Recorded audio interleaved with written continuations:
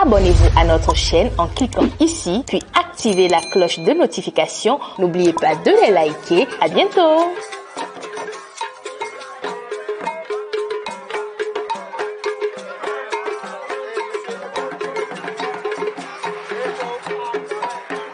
À Gand, dans la commune de Tofort, un jour d'avril 2021, pas comme les autres jours.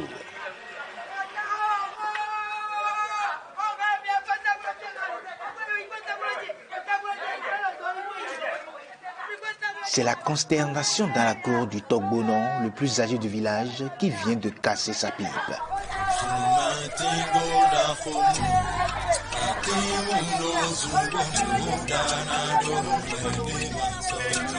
Très tôt, la nouvelle gagne tout le village, le palais royal y compris. Ainsi démarre le compte à rebours pour un trimestre de rituel durant lequel Sa Majesté est privée de ses mouvements. Il devra passer les 3 prochains mois sans sortir du palais.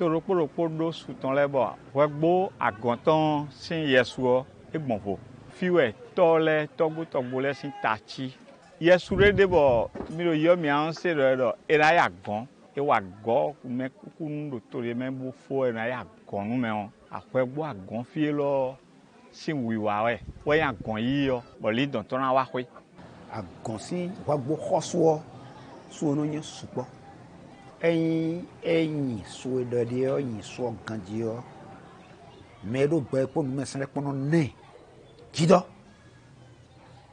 beto no fi e na bira bo tite do so ma yin uto asotonde e do asode no wa bo faka so jodo bo no we ton le bio yo emi na wa e ma fo yeso ne le fo a e so ton e ton yonia. Dans le village Ouegbo-Agon, ils sont 3 sages notables soumis à cette privation de libre mouvement lorsque l'un d'entre eux rend l'âme. Il s'agit du Togbonon, le plus âgé, de la reine Saa et du roi Dada. Les 2 derniers, dans le cas d'espèce, vivent encore et longévité soit leur. Durant les 3 mois suivant la disparition du Togbonon, seules ces cérémonies funéraires et celles y afférentes, notamment les décès enregistrés courant le trimestre su-indiqué, ont droit de cité dans le village.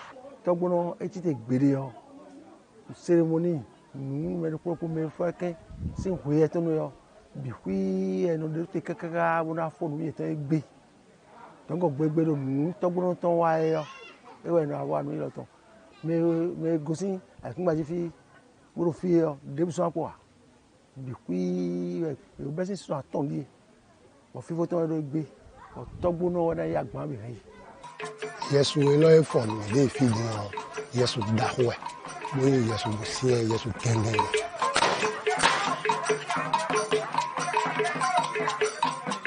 Dernier jour des funérailles du Togbonon, ce lundi 19 juillet 2021. Les ultimes rituels sont exécutés sous la conduite de 4 dignitaires dont la présence est inéluctable. Asukagan, Dongan, Agotagan et Taïwan. Nous maman yedele a et c'est fort. Yesu le. No yesu ne le no we. Yedele. Bon, yeme khadle yeme do kuro le temps. Bon na chuwe do. Yesu fi fo ne le. Les autres présents à cette cérémonie sont essentiellement les proches des 52 défunts enregistrés durant les 3 mois. À présent, apprenons un peu sur le contenu de ce rituel dénommé Nuziza Dada Sinuza Toleton, en hommage aux défunts vétérans de Agon.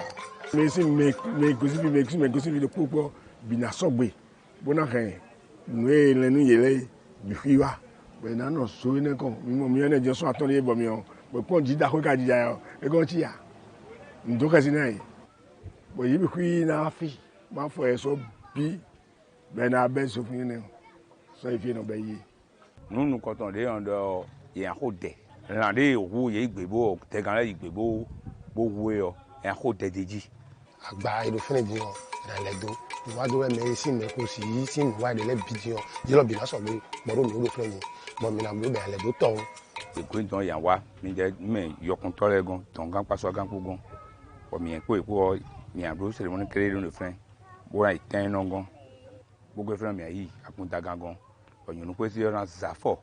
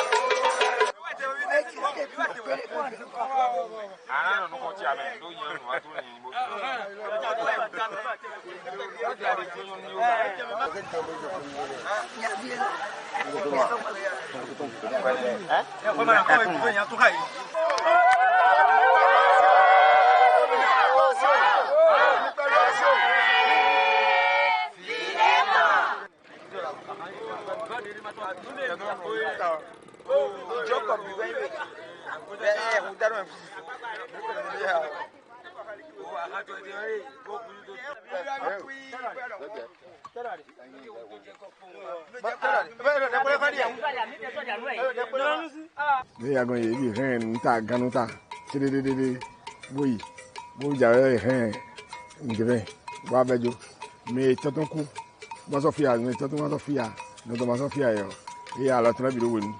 May Merikuni, you may let me, Alatonokuti, I will hear then let him for to white da.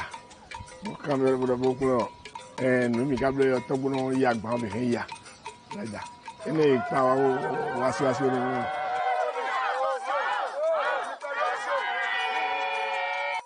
Outre les atouts qui découlent de l'observance de cette norme socioculturelle, il apparaît évident qu'elle souffre d'insuffisance. Bon, to hosu yo ye bo do hodo ebodo kan e ton me si jagbe e bo kwa ka do so yin ero de yo ndi do me ero réunion mon ko ile yo ye ton e na ton hwe jo hwe ton na ton e yo ra hosu le do fide yo che hosu lo ran so gbe do tento me kwa bo hosu lo ran so gbe do tento me e nu bo ve ado tada ko de gbe l'empereur titengbe.